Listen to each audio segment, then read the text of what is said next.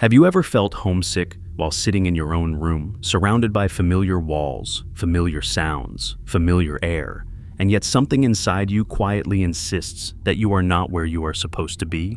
Not in the sense of geography, not missing a country or a childhood house, but a deeper, sharper ache that does not respond to maps. A feeling that arrives without warning, like a memory with no image attached. What if the feeling of home you carry has nothing to do with this world at all? There are moments when the word home feels heavier than it should. It presses against the chest, slow and dense, like gravity increasing by a fraction you can't measure but can feel. You look around and everything appears correct. The physics checks out. The clock moves forward. The walls remain solid. And yet, something feels fundamentally misplaced. As if you woke up in a perfectly rendered room that belongs to someone else's life. You are not lost in the usual sense. You are displaced in a way language was never designed to describe. We are taught that homesickness is simple, a longing for familiarity, a memory of safety, a desire to return to something known. But what if that explanation is too small? What if the feeling is not pointing backward to a place, but outward, or inward, or sideways, towards something the human mind struggles to hold in focus? What if homesickness is not nostalgia, but signal? Think about how strange it is that humans can feel longing without an object. Hunger has food, thirst has water, pain has a wound. But this ache, this quiet sense of exile, often has no clear cause. It appears in the middle of ordinary days, while washing dishes, while watching the sky darken at sunset, while lying awake at night listening to the low electrical hum of a world that never fully sleeps. It does not scream, it whispers. And somehow, the whisper feels older than you.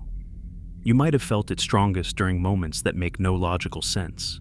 In airports where no one stays, in hallways where no one lives, in the stillness between conversations, in the pause before falling asleep, when your thoughts loosen their grip and something else rises to the surface. Why would transition feel comforting? Why would in-between spaces feel closer to home than the places we are meant to belong? It is almost as if certainty itself is the problem, as if the more defined reality becomes, the further it drifts from something essential you can't quite remember. Science tells us that the human brain is a prediction engine. It constantly guesses what comes next, smoothing reality into something coherent and survivable. We experience the world not as it is, but as our nervous system expects it to be. Familiarity feels safe because it requires less energy to predict. But what happens when the predictions are correct, and yet the feeling is still wrong? What happens when the system runs perfectly, and the output still feels empty? There is a quiet terror in that question, because it suggests the ache is not a malfunction. It suggests it might be working exactly as intended. Consider the strange fact that many people feel this longing most intensely during moments of stillness, not chaos. Not during danger, but during peace. Not when distracted, but when finally alone. As if silence itself is triggering something buried deep in the architecture of the mind. As if, when the noise fades, something ancient begins to speak. From a biological perspective, the brain evolved to prioritize survival, not truth. Yet, here we are, haunted by a sensation that serves no obvious survival purpose. It doesn't help us hunt. It doesn't help us reproduce. It doesn't help us avoid danger. And yet, it persists across cultures, across eras, across individuals who have never met, never shared stories, never compared notes. Different words, same ache, different lives, same question. Where does that commonality come from? Some would say it is simply the cost of consciousness. That awareness inevitably creates longing, because to know anything is to know what is missing. But that explanation feels incomplete, because the longing often feels specific, directed, tuned, like a compass needle trembling toward a north that does not exist on any map. There is something unsettling about how often people describe this feeling using spatial language. They say they want to go back, even when they cannot name where they have been. They say they want to return, even when nothing in their memory suggests a departure. They speak of feeling far away, even while standing still. Why would the mind frame an emotional state as distance, unless distance, at some level, is exactly what it is sensing? Physics tells us that space and time are not separate things, but aspects of a single structure. Space-time bends, it stretches, It folds under gravity. What feels far away might not be far in distance, but in curvature. What feels unreachable might not be elsewhere, but differently arranged. And what feels like longing might not be desire at all, but alignment, a sense of being out of phase with the surrounding field. We already know the universe is not intuitive. Time dilates. Particles exist in probabilities until observed. Empty space is not empty at all, but boiling with energy. Reality at its deepest level behaves nothing like the solid, stable world we experience day to day. So why do we assume that our sense of belonging must be simple, local, and obvious? What if the feeling of home is not a memory of a place, but an echo of a state? A condition where the internal rhythm of consciousness once matched the external structure of reality more closely than it does now. Not paradise, not perfection, just resonance. Think of a radio slightly off tune. The music is there, but distorted. The melody recognizable, but warped. You don't forget the song, you ache for it to resolve, to click back into clarity. And the ache does not mean the song is imaginary. It means the signal is real enough to be missed. Many people try to silence this feeling. They fill their lives with motion, with noise, with ambition, with constant input. They tell themselves that adulthood is about distraction, that longing is childish, that the ache will fade if ignored long enough. Sometimes it does fade, but often it just goes underground, surfacing later as restlessness, anxiety, or a sense that life is happening somewhere else. Others lean into it. They search. Through spirituality, through science, through art, through late-night conversations that circle the same unanswerable questions. What am I missing? Why does the world feel almost right, but not quite? Why does beauty sometimes hurt more than pain? From a neurological standpoint, longing activates many of the same circuits as memory. The hippocampus, the emotional center of recall, lights up not only when we remember the past, but when we imagine futures, or mourn things we never had. The brain does not strictly separate what was from what could have been. It treats possibility as a form of memory, which raises a disturbing thought. What if some forms of longing are not imagination at all, but recall without context? Not recall of events, recall of conditions. We know the brain carries evolutionary remnants, ancient reflexes shaped by environments long gone. We flinch at shadows because predators once mattered. We fear isolation because separation once meant death. But what if there are remnants not only of biological environments, but of experiential ones? What if consciousness itself adapts to certain conditions and retains traces of them even after they change? This is where the idea becomes dangerous, because it suggests that the ache for home may not be about the past of your life, but the past of consciousness itself. Not your childhood, not your ancestry, something deeper, something harder to name without sounding absurd. And yet, the feeling persists whether we have language for it or not. You might notice it when looking at the night sky. Not curiosity, but recognition, a quiet familiarity with something impossibly distant, or when listening to music that feels like it is remembering you instead of the other way around, or when you encounter a silence so complete it feels like relief, as if a constant background pressure has finally been lifted. Why relief? Why would absence feel comforting? Why would emptiness feel like rest? These questions linger because they refuse to stay philosophical. They creep into the body, into posture, into breath, into the way some people feel heavier than gravity seems to justify, as if their muscles are calibrated for a slightly different world, as if the effort of existing here requires a constant micro-adjustment that never fully relaxes. The unsettling possibility is this: homesickness might not be about wanting to go somewhere. It might be about remembering how it felt to be somewhere else, in a way that bypasses narrative memory entirely. Not images, not stories. Just a baseline sense of rightness that this world occasionally approximates, but never fully delivers. If that is true, then the ache is not a flaw. It is information. And if it is information, the question is no longer whether it should be ignored, but what it is trying to tell us. Because signals do not exist to torment, they exist to be interpreted. This first step is not about answers. It is about permission. Permission to consider that the feeling you have dismissed as sadness, or imagination, or weakness might be something far stranger and far more universal. A quiet message embedded in human experience, waiting for the moment when we finally stop asking how to get rid of it and start asking what it means. If the feeling of home does not come from this world, then what exactly is this world to us? A destination, a test, a passage, or something even more unsettling? A place we are visiting without fully remembering where we came from? Why does the body react before the mind can explain anything at all? Before belief, before philosophy, before language, something inside you already knows. Not as a thought, but as a sensation, a tightening, a heaviness, a subtle resistance to the shape of the day. As if your body is quietly arguing with reality, while your conscious mind is still trying to be polite. Long before humans had words for meaning or purpose, the body learned how to survive by remembering environments. Temperature, pressure, gravity, rhythm, safety. The nervous system does not store memory like a library. It stores it like calibration. This is what normal feels like. This is what danger feels like.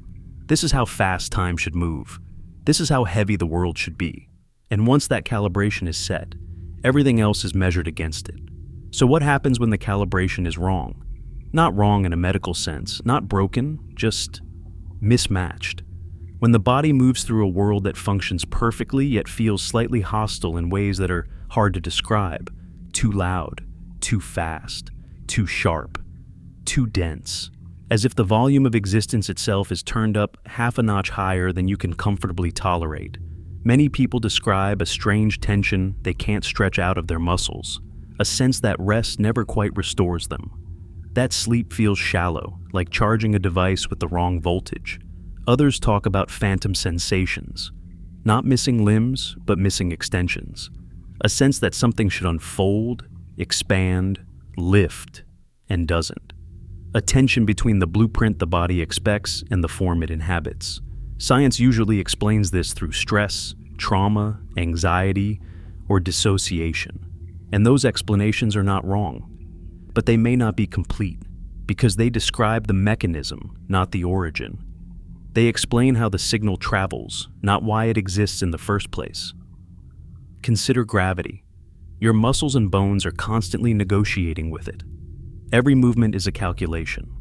Every step is a quiet agreement between force and resistance. But some people feel heavier than they should. They stumble more than expected. They tire faster than logic predicts, as if their internal sense of weight was designed for a slightly different pull. Not dramatically different, just enough to notice, just enough to ache. This is not a fantasy. Astronauts returning from space struggle to readapt to Earth's gravity. Their bodies have recalibrated. Muscles weaken. Balance systems misfire. Time itself feels different.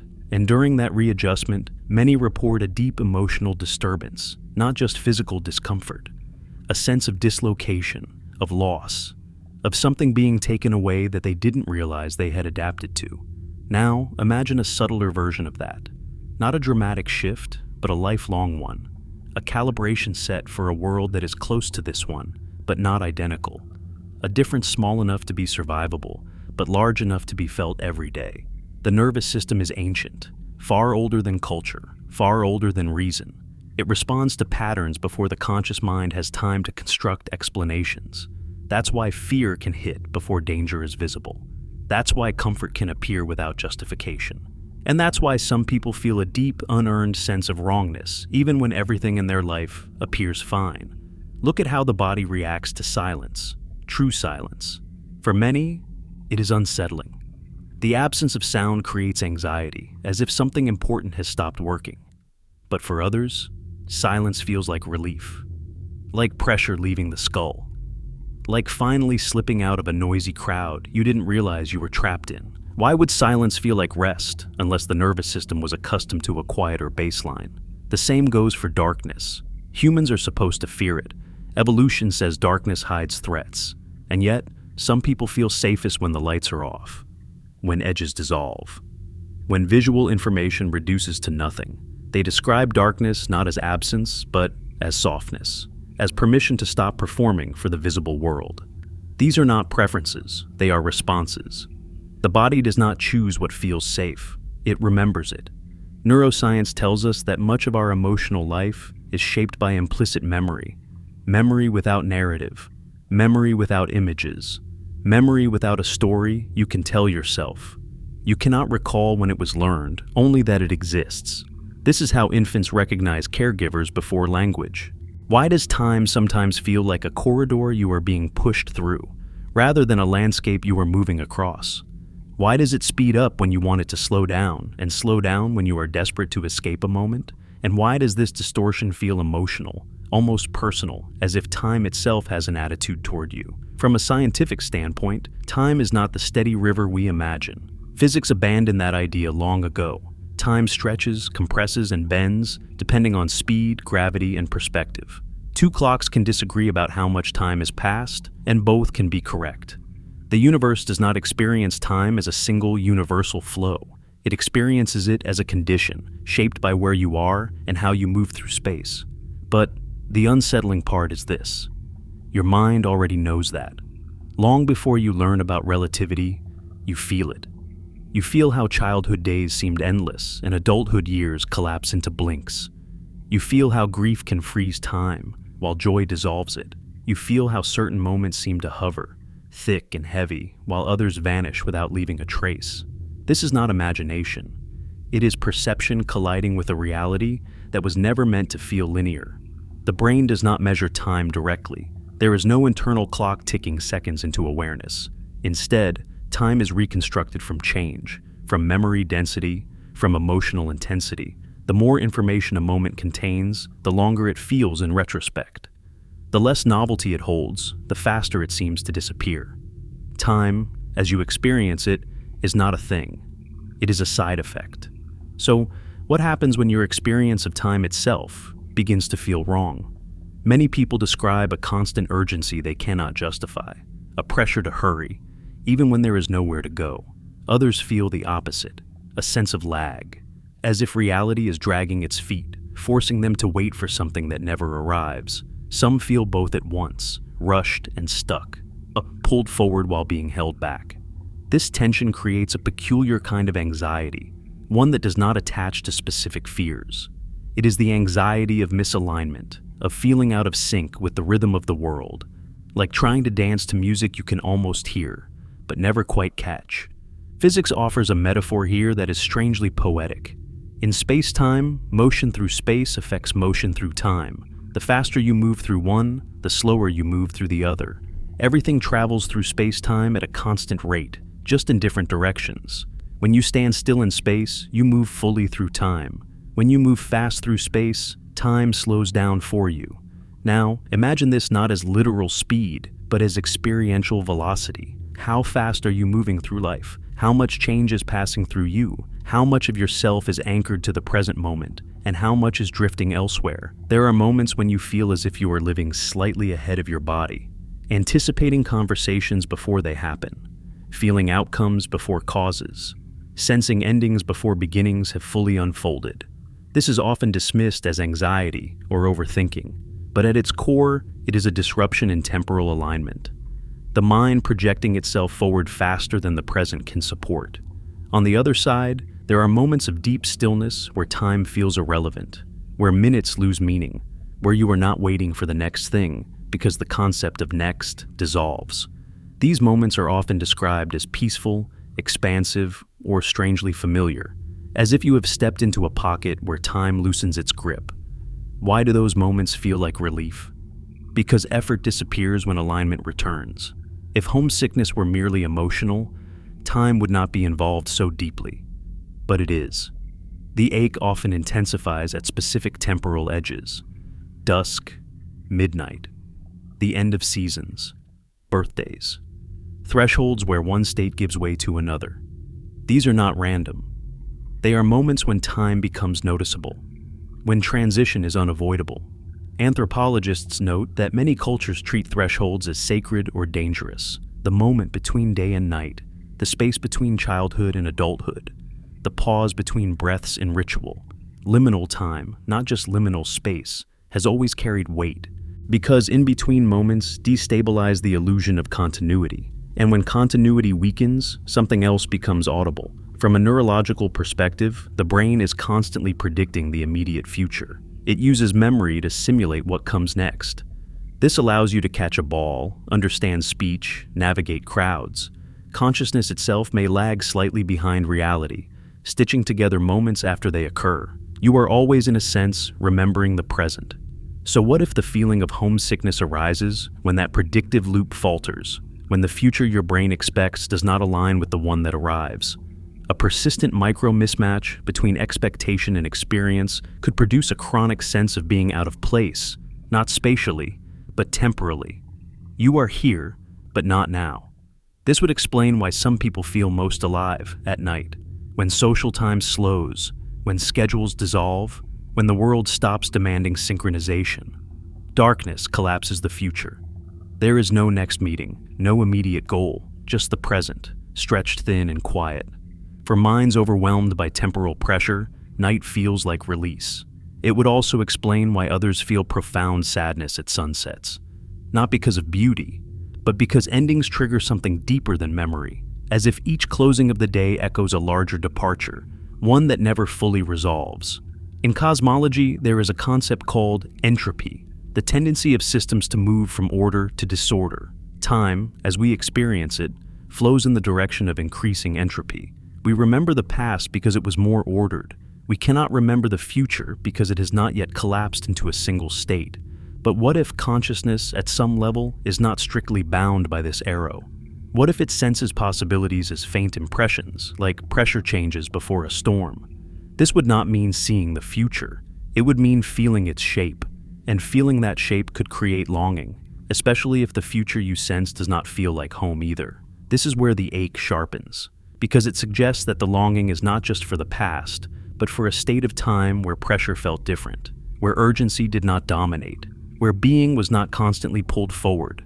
Imagine a reality where time is experienced as landscape rather than current, where you move within it freely rather than being carried, where attention, not chronology, determines presence. Such a state would feel profoundly restful compared to the relentless forward momentum of human time. Rest, after all, is not the absence of activity, it is the absence of urgency.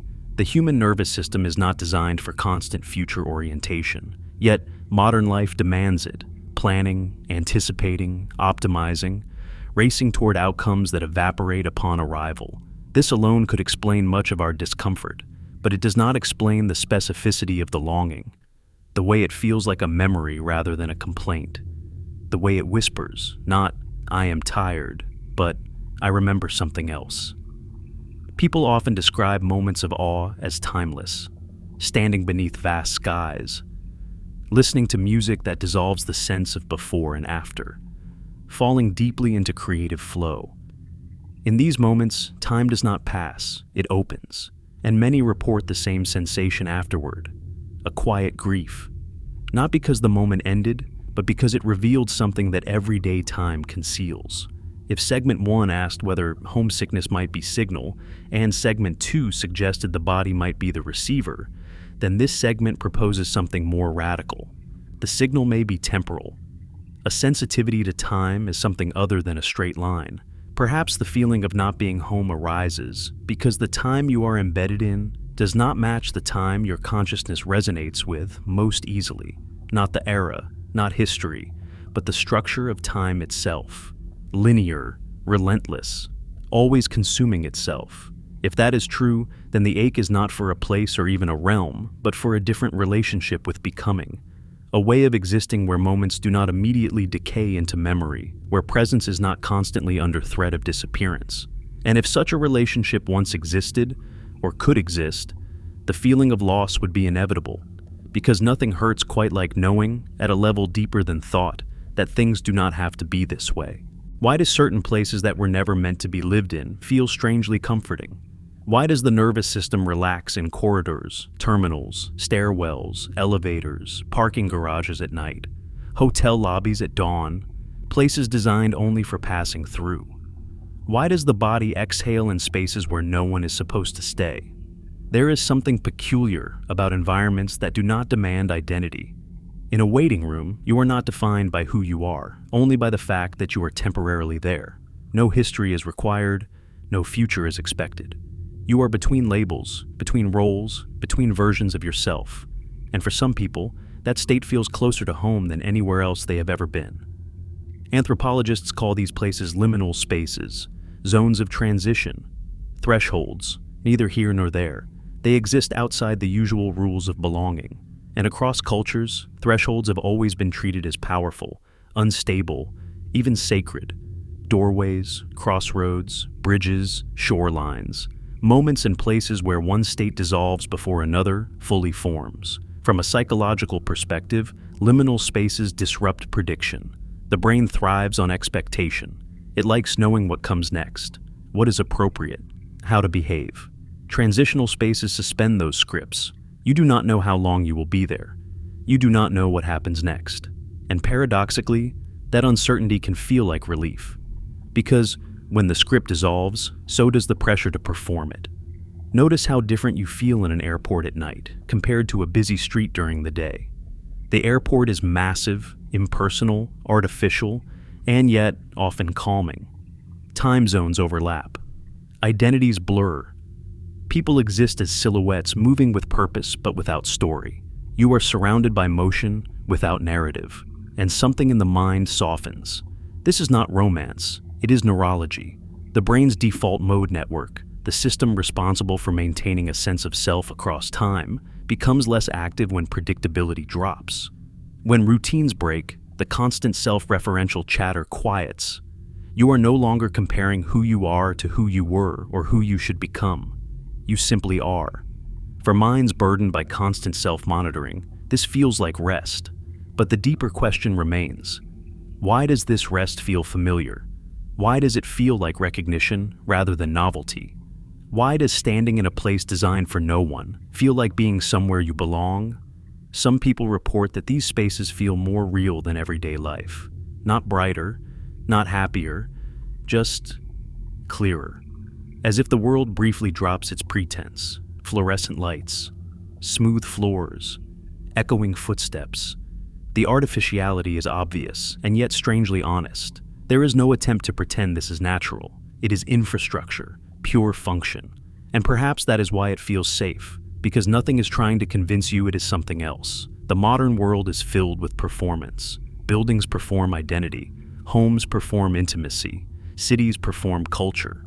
Even nature is curated, photographed, framed, but liminal spaces do not perform meaning. They simply exist to connect other things. And in doing so, they reveal a truth that is easy to forget. Connection itself does not need decoration. In physics, boundaries are where the most interesting things happen. Phase transitions occur at edges. Ice becomes water at a threshold. Water becomes vapor at another. Matter changes state not gradually, but abruptly at specific points of instability. The boundary is not empty. It is active, charged, transformative. Perhaps consciousness behaves the same way. Perhaps the sense of home emerges not in stable states, but at the edges where identity loosens and something more fundamental takes over. People who feel deeply unsettled by everyday life often report a strange peace in these in-between zones, as if the world finally matches their internal state, not anchored, not resolved, just suspended. This raises an uncomfortable possibility. What if the feeling of not belonging comes from living in a reality that insists on permanence, identity, and continuity, while some minds are tuned for flux? What if home is not a place where things settle, but a place where things are allowed to remain unresolved? Consider how often the ache intensifies during transitions, the end of relationships, the gap between jobs, the pause before sleep, the moment after waking when you haven't yet remembered who you are supposed to be. These moments are uncomfortable for most people, but for others, they carry a quiet sweetness, a sense of rightness that disappears as soon as structure returns. From a developmental perspective, early life is filled with liminality. Infancy is a constant state of transition.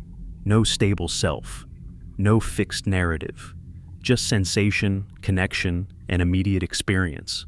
As identity solidifies, the world becomes more defined, but also more constraining. Roles replace states, names replace sensations, and something is lost in the trade. Yet the nervous system never fully forgets that earlier mode of being. It remembers what it felt like to exist without needing to arrive anywhere. This may be why some people feel most at peace while traveling, even when exhausted. Movement without destination. Forward motion without attachment. The body understands that it is not expected to settle. And in that suspension, the ache quiets. But why should this feel like home rather than escape? One explanation is psychological. Liminal spaces reduce responsibility. They free the mind from decision-making. They offer anonymity. But that does not fully explain the emotional depth of the response. The sense of longing that arises, not for what comes next, but for the state itself. Another explanation is existential. Perhaps the human concept of home has been misdefined. We equate it with stability because stability ensures survival. But consciousness may not crave stability. It may crave coherence, and coherence does not require permanence. It requires alignment. In-between spaces align with a consciousness that feels perpetually in between identities, between meanings, between versions of reality. It can sense, but not fully access. Some people describe a recurring dream of a place that feels more real than any waking location. Often it is simple: featureless halls, endless rooms, a lobby, a station, a place where nothing happens. Yet, everything feels charged with expectation. These dreams are not dramatic. They are quiet, and they leave behind a lingering ache upon waking. Why would a dream of nothing feel like loss? Because perhaps the nothing is not empty. Perhaps it is closer to a baseline state the mind recognizes. Neuroscience suggests that the brain is constantly minimizing surprise. It tries to reduce prediction error. Liminal spaces are low in semantic content. Few social cues, few expectations, few demands. For some minds, this drastically reduces cognitive load. The world stops asking questions, and in that silence, something internal settles. But again, mechanism is not meaning. The persistence of this pattern suggests something deeper, a recurring human attraction to thresholds, to the edge of things, to places where the rules loosen just enough to let something else through. In myth, heroes often encounter transformation at crossroads, in forests, at gates, in underworld passages. Not in palaces, not in homes. Change happens in transit. Revelation happens between worlds. What if the feeling of home is not tied to origin, but to transition? Not to where you came from, but to the state you pass through when leaving one condition and approaching another. If that is true, then the ache many people feel in stable life is not a failure to adapt.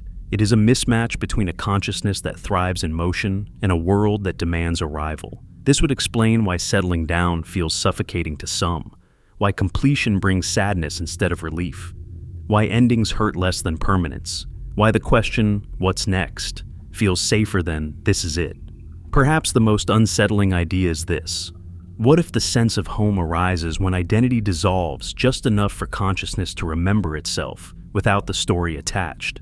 Not name, not role, not history, just presence. Liminal spaces offer that briefly. They strip away narrative while leaving awareness intact. And in that stripped-down state, some people feel closer to themselves than anywhere else. If home is where you do not have to explain yourself, then perhaps these places feel like home because they do not ask.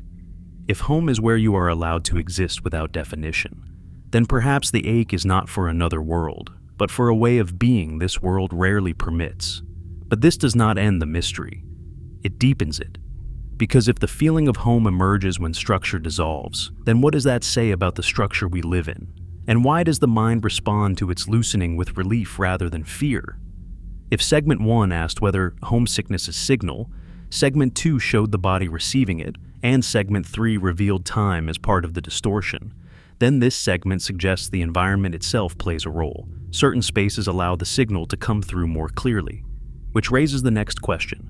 If places can act like thresholds, then what else might be acting as a doorway? Why do some places exist only when you close your eyes, yet feel more solid than the world you wake up to?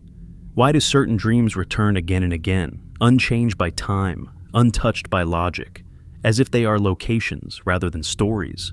You are not watching something happen in these dreams. You are arriving somewhere. And the strange part is not that the place is unfamiliar. It is that it feels known. Most dreams dissolve as soon as consciousness reasserts control. Images blur, narratives collapse, emotion lingers without context. But there is another category of dream entirely. The recurring place, the endless hallway, the quiet lobby. the stairwell that never quite reaches a floor, the room that feels important even though nothing ever happens there. These dreams do not demand attention, they wait for it.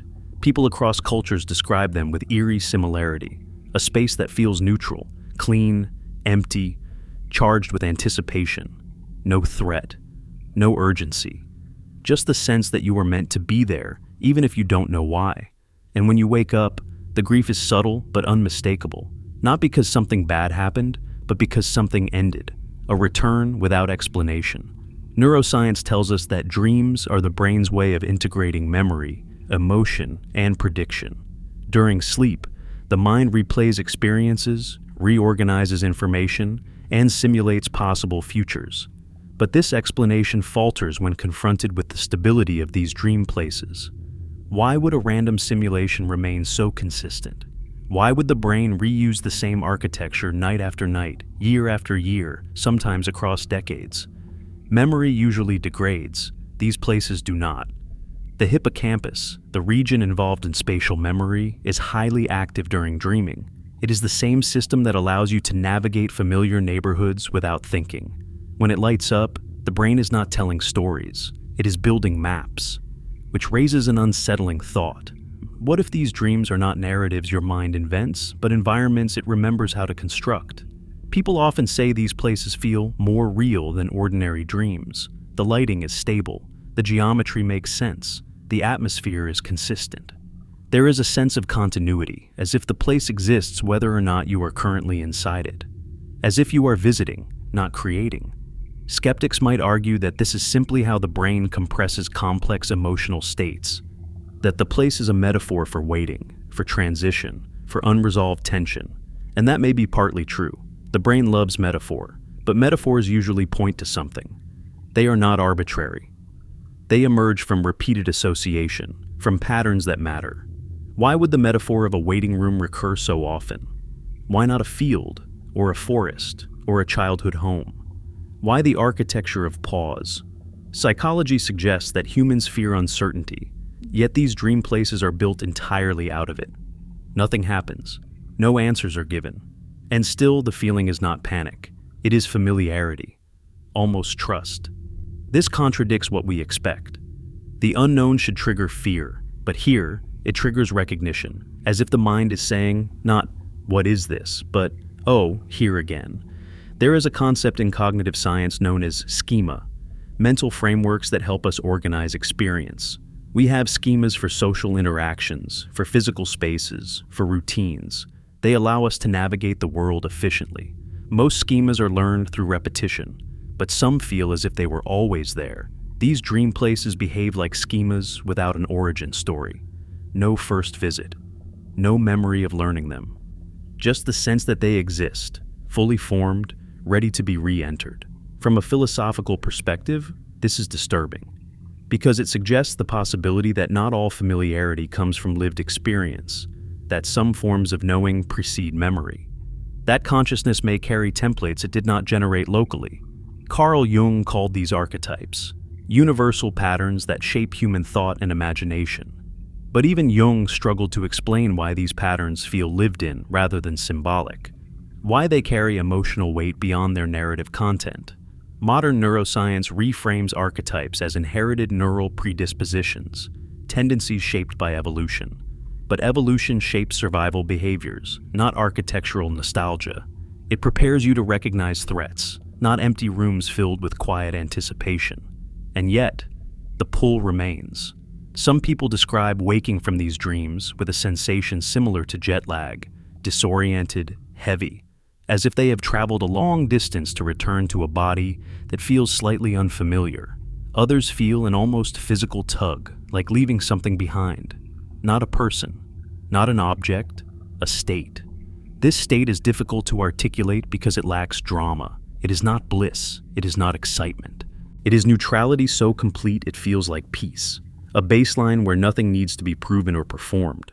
A place where existence does not demand justification.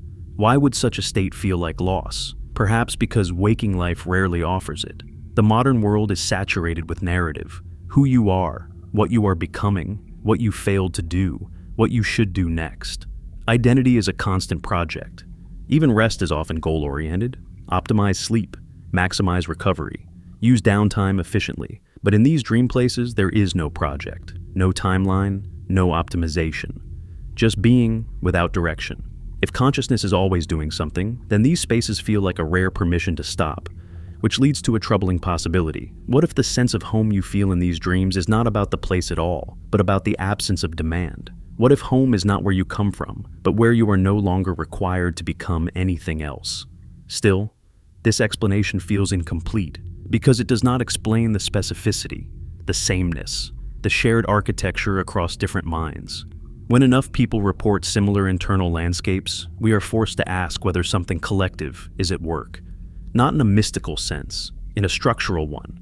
Shared constraints, shared wiring, shared blind spots. The human brain did not evolve in isolation. It evolved as part of a species embedded in an environment with consistent rules. Gravity, light cycles, spatial constraints. Over time, these rules shaped not just bodies, but expectations. Perhaps certain mental spaces feel familiar because they mirror fundamental properties of reality stripped of detail. A waiting room is pure function, a holding pattern. It exists only to delay resolution. In a universe governed by entropy, where everything is always becoming something else, a holding pattern is an anomaly, a pause in the flow, a suspension of decay. No wonder it feels precious. No wonder leaving it hurts.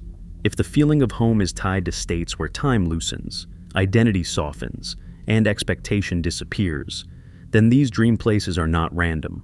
They are reminders, not of another world necessarily, but of another way of being conscious. And yet, the question lingers. Why do these reminders feel like memory rather than discovery? Why do they feel like return instead of invention?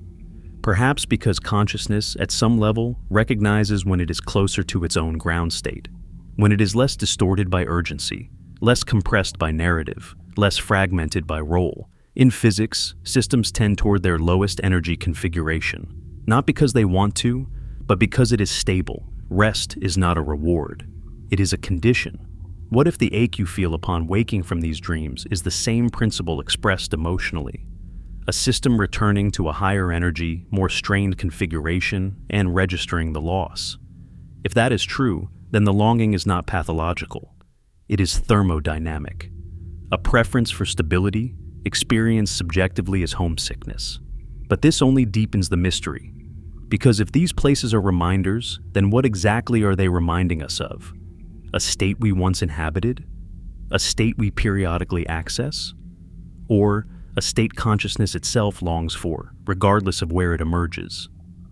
If segment 4 suggested that certain physical spaces act like thresholds, this segment suggests the mind contains thresholds of its own. Internal architectures that become visible when the usual noise falls away. And if both internal and external thresholds point toward the same feeling of home, then perhaps the signal is converging. The next step is unavoidable. If these patterns are not isolated to individuals, if they appear across cultures, across histories, across minds that have never met, then the question is no longer psychological. It becomes collective. Why does this feeling refuse to stay private? Why does it echo across cultures that never spoke to one another, across centuries that never shared language, across people who have never compared notes? Why do so many myths, so many stories, so many half-remembered symbols point not forward into progress, but backward towards some kind of return? Almost every civilization, no matter how distant in time or place, carries a story of origin that is also a story of loss. A garden left behind, a golden age that collapsed, a fall from the sky, a descent into matter, a forgetting. These myths are often dismissed as comforting fantasies, explanations invented to soothe fear of death or chaos, but there is something strange about how consistent their emotional core is. They are not stories of conquest, they are stories of exile. Humanity does not mythologize its future nearly as often as it mythologizes its departure. From a rational perspective, this makes sense. Memory is stronger than imagination. Loss hurts more than hope. But that explanation does not account for the precision of the imagery. The way so many myths describe a previous state of effortless belonging, of harmony, of direct knowing. A time before labor, before separation, before the burden of selfhood. not perfection, but coherence. In psychology, this is often interpreted as a longing for childhood, a projection of early safety onto cosmic narratives. But childhood itself does not fully explain it. Children are not free from confusion or fear. They are not living in paradise. And yet, even adults who had painful childhoods still resonate with these myths. The pull does not disappear when the personal past offers no comfort. This suggests the longing is not autobiographical. It may be structural. Carl Jung proposed that the human psyche contains collective patterns he called archetypes, not learned stories, but inherited frameworks that shape imagination and meaning. He believed these patterns were older than culture, embedded in the architecture of the mind itself. And while the language has changed, the observation remains unsettling. Certain symbols recur because the mind seems predisposed to generate them. But predisposed toward what? Modern neuroscience reframes this as shared constraints. Brains built similarly will produce similar outputs when pushed into similar states. Under stress, under awe, under uncertainty, under silence. But again, this explains similarity, not direction. It explains why patterns repeat, not why they all point the same way, toward return. Across religions, philosophies, and esoteric traditions, there is a recurring suggestion that humanity is not where it truly belongs, not morally, existentially. That life is a kind of forgetting, that awakening is remembrance, that enlightenment is not acquiring something new, but recognizing something old, even stripped of mysticism. This language persists. We talk about coming back to ourselves, about losing our way, about finding our place, spatial metaphors for psychological states, distance and direction used to describe meaning, as if orientation itself matters. Why would the mind frame fulfillment as return unless it senses a departure? From an evolutionary standpoint, there is no advantage to believing you do not belong in your environment. Survival depends on adaptation, not nostalgia for other states of being. And yet, the belief persists, often strongest in those who are most reflective, most sensitive, most aware of their internal lives. This is where the idea becomes uncomfortable. What if the longing is not a mistake, but a side effect of consciousness becoming aware of its own boundaries? Human awareness is narrow. We experience the world through a tiny slice of electromagnetic spectrum. We perceive time in one direction. We occupy one body, one perspective, one moment at a time. This limitation is necessary for functioning, but it may not be the full story of what consciousness is capable of. Physics already tells us that reality is far richer than what we perceive. Dimensions curled too small to notice, fields we cannot sense directly, structures that only reveal themselves through mathematics. The universe is not obligated to be intuitive, and it is certainly not obligated to feel like home. But what if consciousness is not perfectly matched to this particular configuration of reality? What if it is more general than the environment it currently inhabits? Like software running on hardware it can function on, but was not originally optimized for.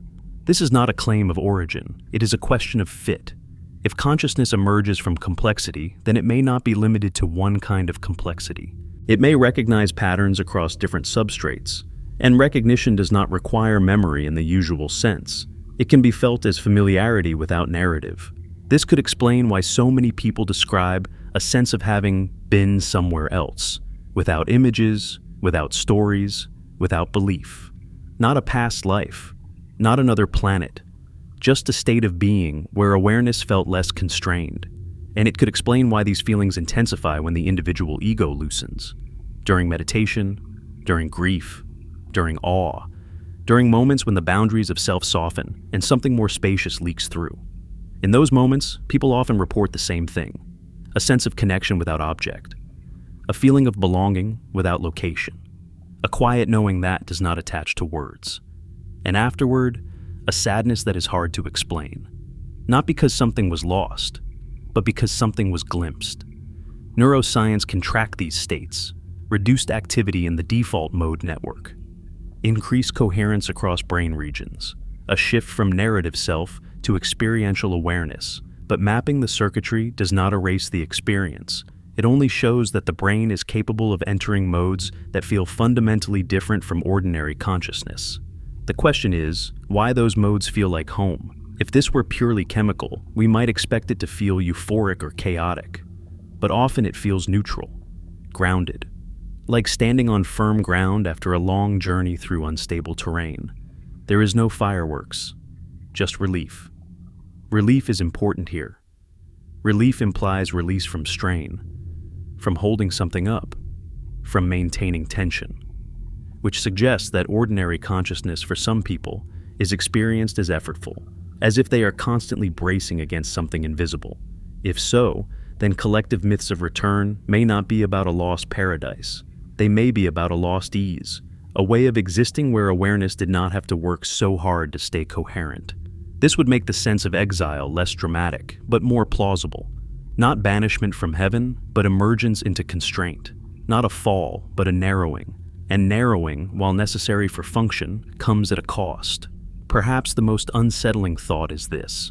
What if the feeling of not being at home is not about wanting to leave Earth, but about wanting to expand beyond the narrow bandwidth of experience we call normal? What if the ache is not spatial at all, but dimensional? Not another place, but another degree of freedom. If that is true, then the myths of return are not instructions. They are metaphors. Attempts to describe an expansion of awareness using the only language available. Stories of going back. This reframes the entire question. Home may not be behind us. It may not be elsewhere. It may be a state of consciousness that is possible, but rare. A mode where awareness feels less compressed, less filtered, less burdened by linear time and fixed identity. And if that state occasionally breaks through, even briefly, it would leave a trace, a longing, a sense of having touched something that ordinary life cannot sustain, which brings us to a difficult realization. If the feeling of home arises when consciousness expands, then the ache is not a sign that you are in the wrong world. It is a sign that you are capable of more awareness than this world regularly allows. But capability without access creates tension, and tension seeks release. The next question, then, is not where home is, but how people try to recreate it without knowing what they are really chasing. Because humans do not sit quietly with longing for long. They act. They build rituals. They repeat behaviors. They chase states. And often, they do not realize why. If you're ready, we can look at the ways people unconsciously attempt to return, not through belief, but through habit, sensation, and repetition. Why does the world sometimes feel almost right, but not quite? Not broken, not hostile, just misaligned, as if everything is in the correct position, yet assembled according to rules you never agreed to. This sensation is subtle, but when it appears, it is unmistakable, a quiet wrongness that does not announce itself as fear, but as discomfort without a source.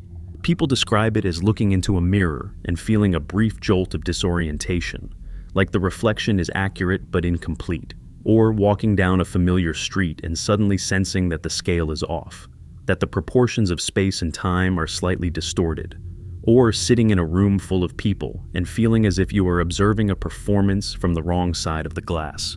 Psychology has names for these experiences: derealization, depersonalization, dissociation. They are often explained as protective responses to stress, anxiety, or trauma. The brain, overwhelmed, pulls back from full immersion. Reality becomes flattened, emotions dull. The world feels unreal because engagement feels unsafe. And yet, for many people, these experiences arise without panic, without crisis, sometimes even with a strange calm, as if the mind is not recoiling from reality, but stepping back to examine it more closely. This is where the explanation becomes less comfortable.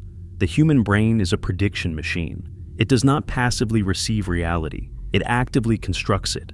Every moment you experience is a controlled hallucination, guided by sensory input but filled in by expectation. You do not see the world as it is. You see the world as your brain believes it should be. Most of the time, this process is seamless. The predictions match the input closely enough that the illusion holds. But when they diverge even slightly, the illusion flickers. And in that flicker, the seams become visible. You might feel it as unease, or curiosity, or a sudden sense that you are being watched, not by someone, but by the system itself, as if awareness has turned inward and noticed its own scaffolding. These moments are often dismissed as glitches, errors, symptoms to be corrected, and in extreme forms, they can be deeply distressing. But in milder forms, they may be something else entirely. Not breakdowns, but breakthroughs that never fully open. Think about how unsettling it is to watch a stage performance from backstage. The magic collapses. You see the ropes, the lights, the cues. The illusion is still impressive, but it no longer envelops you. You are aware of the construction, and once you've seen it, it is hard to unsee. The uncanny feeling operates the same way. It is the awareness of construction bleeding into experience. Why would this feel like exile? Because immersion is a form of belonging. To feel at home in a world, you must be able to forget that it is assembled. You must trust it enough to stop monitoring it. You must let the predictions run automatically without question. When that trust erodes, even slightly, you are no longer fully inside the experience. You become an observer. And observers are never at home. They are always one step removed. This is why some people feel more comfortable in artificial environments than natural ones. Fluorescent lighting, grid-like architecture, digital spaces, places where the construction is obvious. The honesty of artificiality can be calming when the natural world feels inexplicably staged, when birdsong feels like background noise, when sunlight feels theatrical, when sunsets feel like props designed to trigger emotion rather than phenomena to be lived inside. This does not mean the world is fake. It means your relationship to it has shifted. Cognitive scientists talk about prediction error, the difference between what the brain expects and what it receives. Large errors produce surprise. Small, persistent errors produce discomfort, a chronic sense that something is off without being able to say what. If your internal model of reality was tuned at some deep level to different constraints, even a perfect world would feel wrong. Not enough to reject it, enough to ache. This would explain why some people feel most at ease when reality becomes obviously strange. During storms, during power outages, during global disruptions. When routines break and the world's smooth surface cracks, the internal mismatch briefly resolves. The external chaos matches the internal sense of instability. For others, the opposite is true. Chaos amplifies the wrongness. Stability soothes. This variation matters. It suggests that the uncanny response is not universal, but dependent on how closely one's internal expectations align with the dominant structure of reality.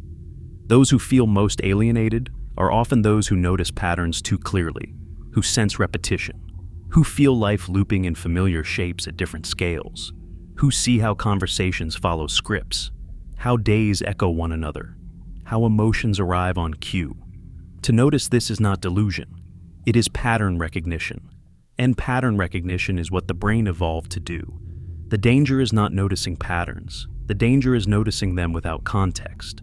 When you recognize the structure of something without understanding its purpose, it feels artificial, hollow, wrong. A machine without an explanation.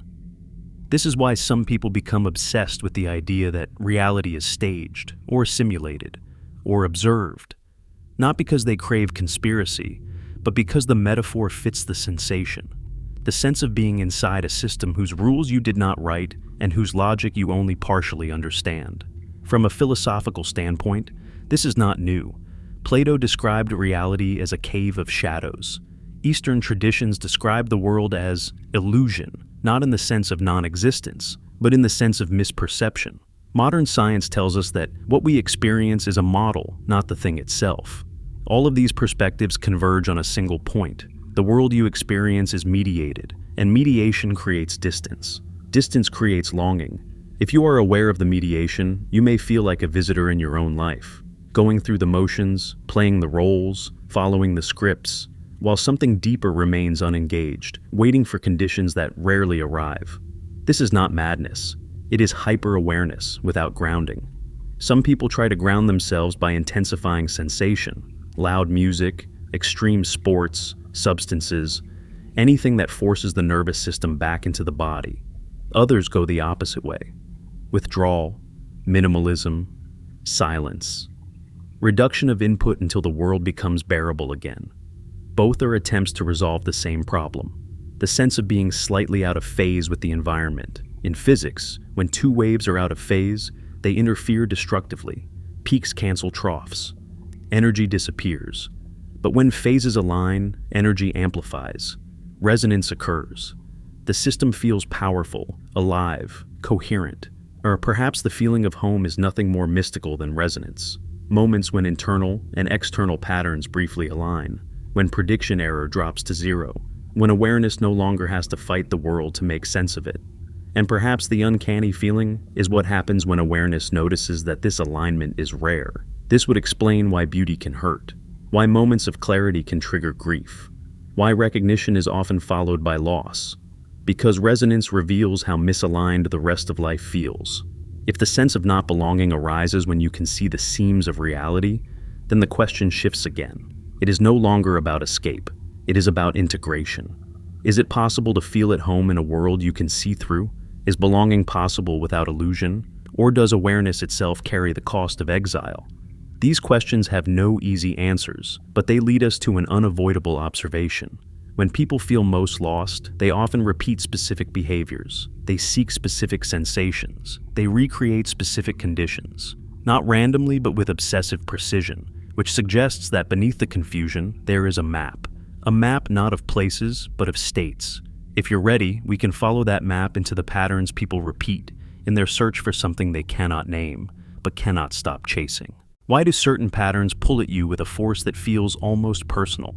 Why do some shapes, sounds, and proportions feel less like things you enjoy and more like things you recognize? Not preference, but familiarity. Not taste, but alignment. As if something inside you relaxes the moment it sees the pattern, the way a muscle releases when it finally finds the position it was straining toward.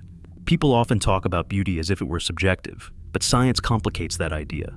Across cultures, across ages, across individual differences, humans consistently respond to certain structures with a sense of rightness, symmetry, balance, repetition with variation. The slow recursion of fractals, the quiet power of spirals, the way a coastline looks from above, the branching of trees, the curve of galaxies, the rhythm of waves breaking in intervals that are never perfectly even, yet never random. Why should these things feel like relief? In mathematics, fractals are shapes that repeat themselves at different scales. Zoom in, and you see the same structure again. Zoom out, and it is still there. This self-similarity is not decoration. It is efficiency. Nature uses fractals because they move energy, matter, and information with minimal loss. Blood vessels branch fractally, lungs branch fractally, river systems carve fractal paths. Even lightning fractures the sky in recursive patterns. The universe seems to prefer these forms, and so does the human mind. Neuroscience shows that the brain processes fractal patterns more easily than irregular ones. They reduce cognitive load. They feel fluent. The eyes glide across them instead of catching and correcting. Heart rate slows. Stress markers drop. The body responds as if it has entered a more hospitable environment. Again, mechanism explains how, not why. Why should the nervous system feel safer when encountering patterns that mirror the large-scale structure of reality itself? Why should seeing the shape of a galaxy evoke the same quiet awe as watching leaves fall in slow motion? Why should geometry feel emotional? Perhaps because these patterns represent something deeper than aesthetics. They represent coherence, a system that makes sense at every scale, a reality where the small and the vast speak the same language, where detail does not contradict the whole, where you do not have to constantly reorient yourself as you move between levels of experience. Modern life rarely offers this. It is fragmented, digital, discontinuous. You switch context constantly, roles, identities, platforms, expectations, each with its own rules, its own rhythm, its own logic. The mind adapts, but adaptation is not integration. It is survival through compartmentalization. In contrast, fractal patterns whisper a different possibility, a world where complexity does not fracture meaning, where the same structure holds whether you are close or far, small or large, early or late, a world that does not demand translation at every step. No wonder it feels like home. People drawn to sacred geometry often describe it not as belief, but as recognition. The shapes feel inevitable, as if they are remembering something rather than learning it. Circles within circles, interlocking triangles, flower-like lattices that seem to pulse with quiet intelligence.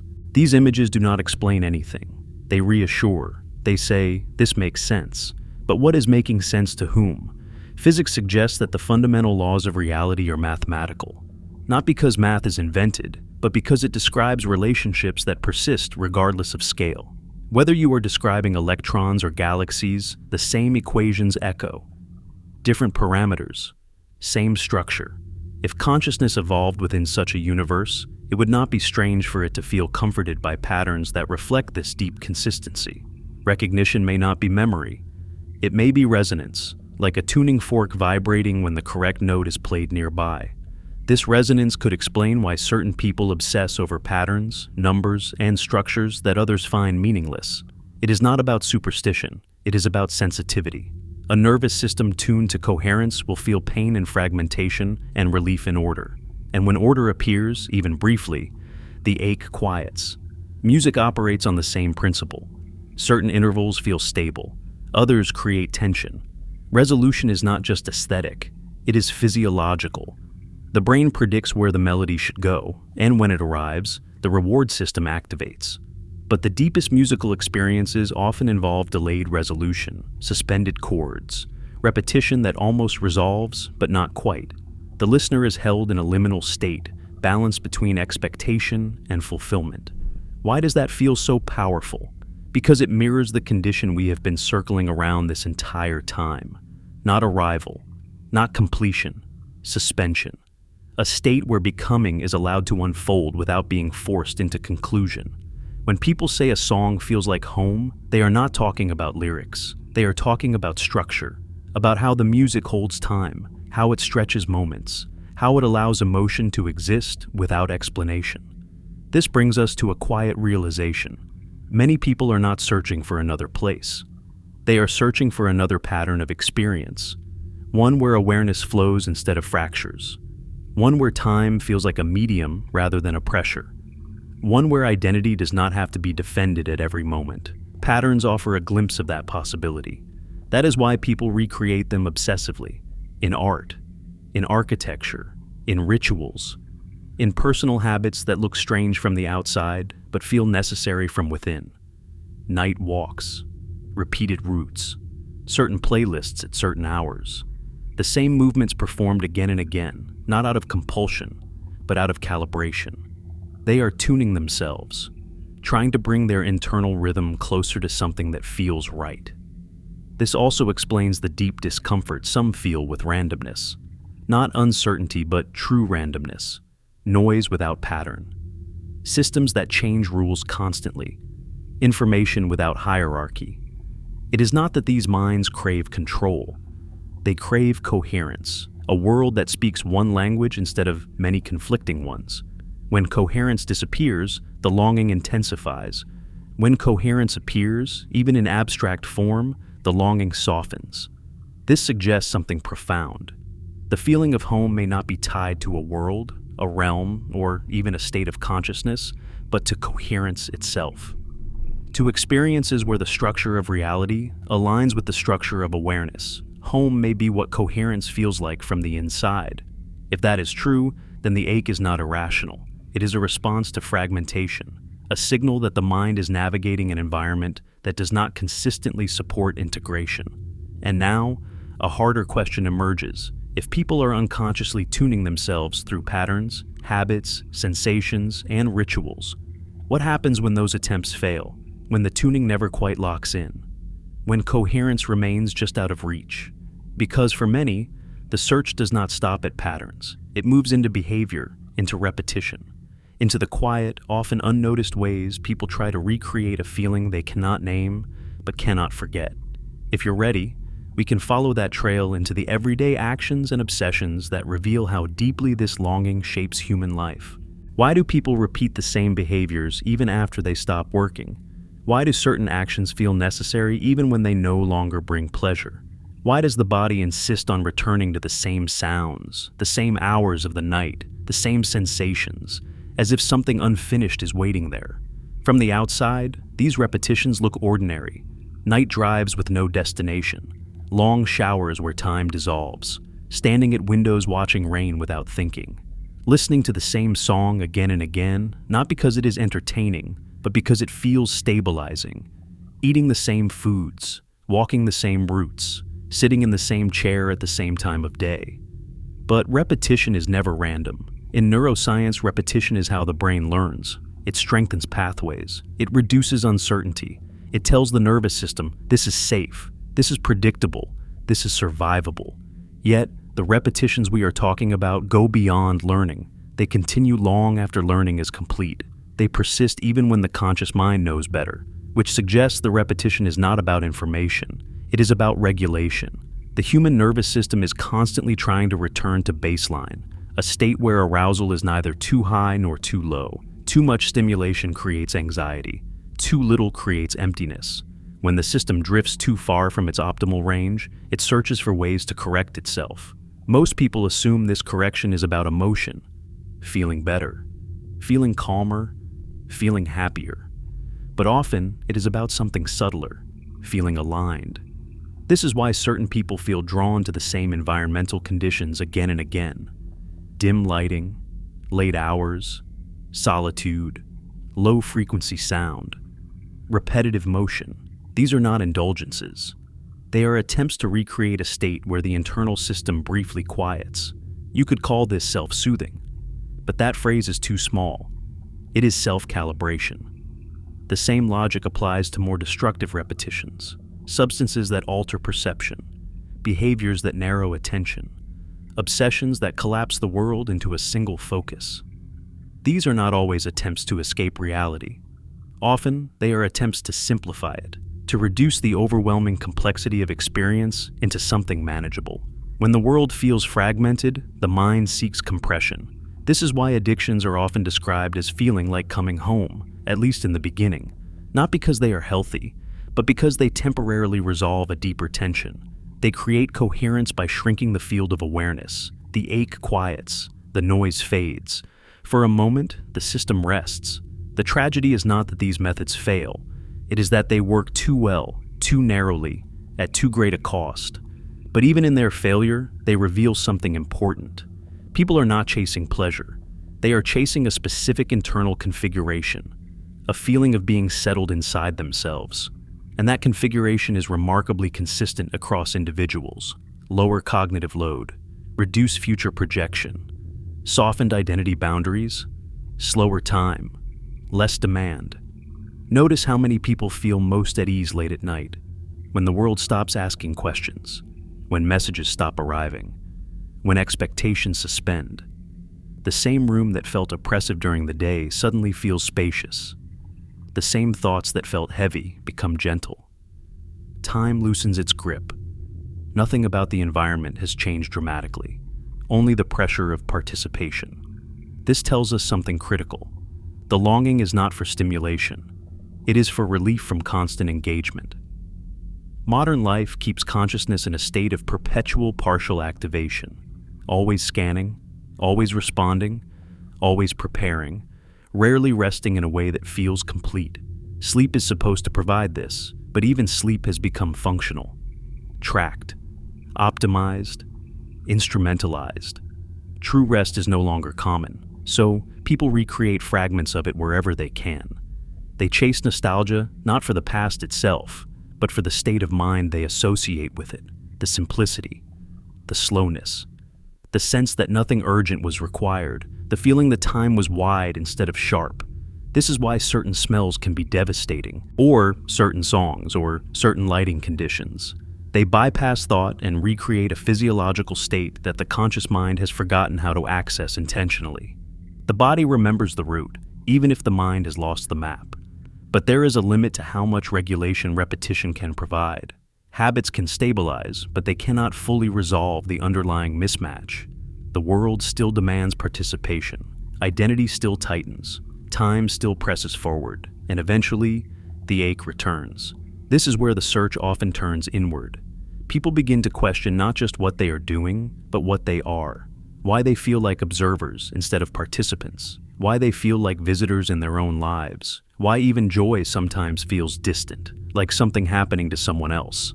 At this stage, the longing becomes philosophical. If nothing external satisfies it, perhaps the problem is not the environment. Perhaps it is the relationship between awareness and experience itself. This realization can be destabilizing. because it removes the illusion that there is a single solution, no place to go, no habit to perfect, no ritual to repeat that will permanently resolve the tension. And yet, this is also where something important begins to emerge, because once the search exhausts external substitutions, it can turn toward integration. Not escape, not return, integration. What would it mean to feel at home without leaving? To experience coherence without narrowing awareness? To rest without disappearing? These questions point toward the final shift, away from chasing the feeling of home as something lost, and toward understanding it as something that can be redefined. But redefining home requires letting go of a painful assumption, the assumption that the ache means you are incomplete. What if the ache means you are sensitive, tuned, capable of noticing dissonance others ignore? What if the longing is not a flaw to be fixed, but a compass that has been pointing somewhere you did not yet know how to go?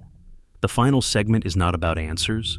It is about resolution without closure, about what remains when the search stops trying to end itself.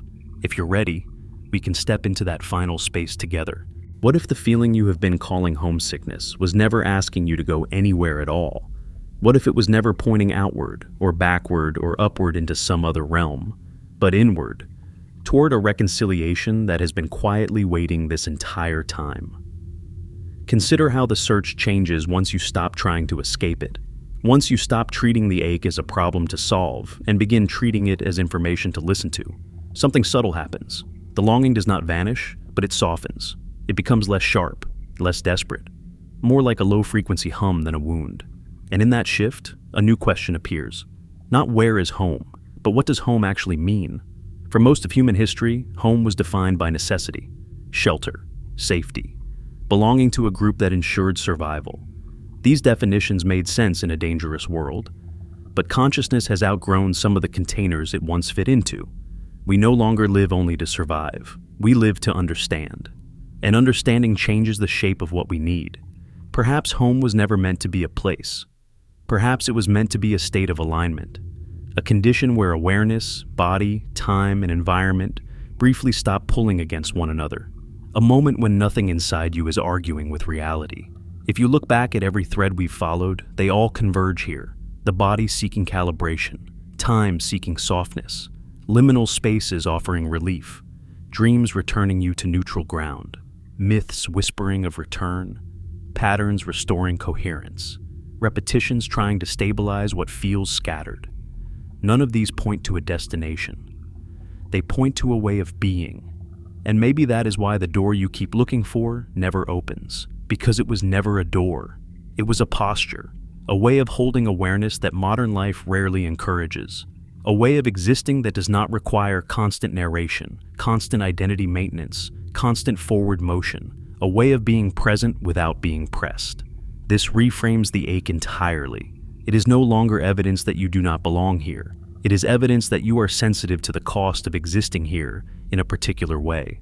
Sensitivity is often mistaken for weakness, but in complex systems, sensitivity is information. It detects subtle mismatches before they become catastrophic. It notices strain before collapse. It feels dissonance before it becomes noise. What if some people feel more homesick, not because they are less adapted, but because they are more attuned to fragmentation, to acceleration, to incoherence? In a world that rewards speed, certainty, and constant productivity, attunement can feel like exile. You feel too slow, too reflective, too affected by things others seem to shrug off. You feel like you are standing slightly outside the flow, watching it rush past, wondering how everyone else seems so comfortable inside it. But perhaps comfort is not the same as fit. Perhaps many have learned to tolerate misalignment by numbing their sensitivity, while others remain open enough to feel it fully. If that is true, then the longing is not asking you to leave. It is asking you to live differently. Not by rejecting the world, but by renegotiating your relationship with it. Home, then, becomes something you practice rather than find. It appears in moments where you allow coherence to emerge, even briefly, when you let time slow without forcing it, when you let identity soften without dissolving, when you let silence exist without rushing to fill it, when you let yourself be present without trying to optimize the moment. These moments are small, fragile, easy to miss, but they are real. They happen when you breathe without counting, when you watch light move across a wall without needing to capture it, when you listen without preparing a response, when you stop asking what comes next and allow now to be enough. They do not last, and they are not meant to. Home, in this sense, is not a permanent residence. It is a recurring alignment, something you touch, lose, and touch again. A rhythm rather than a location. This may feel disappointing at first. We crave resolution. We want the ache to end. We want the question answered once and for all. But there is a quiet relief in realizing that the search was never meant to terminate, only to deepen. Because if home were a place you could reach and stay, the longing would die, and with it, something essential. Longing is not just pain, it is orientation. It keeps awareness from fully collapsing into routine. It reminds you that there is more to experience than what is immediately given. It keeps the inner landscape from going flat. Without longing, consciousness stagnates. So perhaps the feeling that something is missing is not evidence of loss, but of openness. Not a sign that you are broken, but that you are unfinished. And unfinished things are alive. The most unsettling realization may be this. If you ever truly felt completely at home, permanently, without tension or question, something in you would stop reaching, stop listening, stop noticing. The ache would be gone, but so would the depth it creates. Maybe that is why the feeling never fully resolves. Maybe it is not meant to. Maybe it is meant to guide you, not to a place beyond this world, but to a deeper relationship with this one. A way of living that honors sensitivity instead of suppressing it. A way of moving through time without being crushed by it. A way of existing that allows coherence to appear more often, even if briefly. Home, then, is not behind you. It is not elsewhere. It is not waiting for you after death or beyond reality. It is something you momentarily become. And the ache you feel is not asking you to leave this world.